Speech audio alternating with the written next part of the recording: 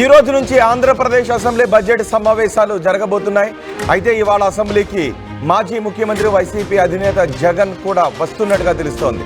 అసెంబ్లీకి జగన్ రావాలి అని అనుకోవడం వెనుక జగన్ బిగ్ స్కెచ్ వేసినట్టుగా తెలుస్తోంది.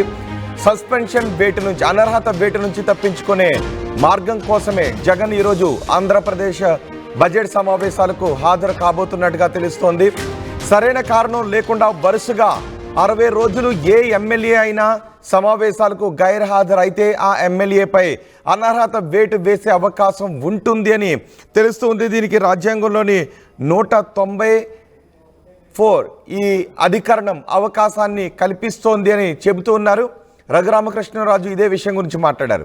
సరైన కారణం లేకుండా, సభాపతి అనుమతి లేకుండా ఎవరైనా ఎమ్మెల్యే వరుసగా 60 రోజులు అసెంబ్లీకి రాకపోతే ఆ ఎమ్మెల్యేపై అనర్హత వేటు వేసే అవకాశం ఉంటుందని చెబుతున్నారు ట్రిపుల్.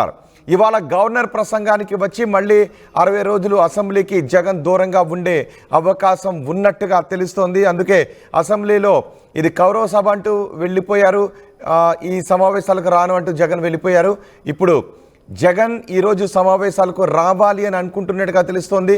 అది కూడా 60 రోజుల పాటు వరుసగా గైర్హాజరైతే నిబంధనల ప్రకారం విధించే అనర్హత వేటు నుంచి తప్పించుకోవడానికి జగన్ ఈరోజు అసెంబ్లీ సమావేశాలకు రాబోతున్నట్టుగా తెలుస్తోంది.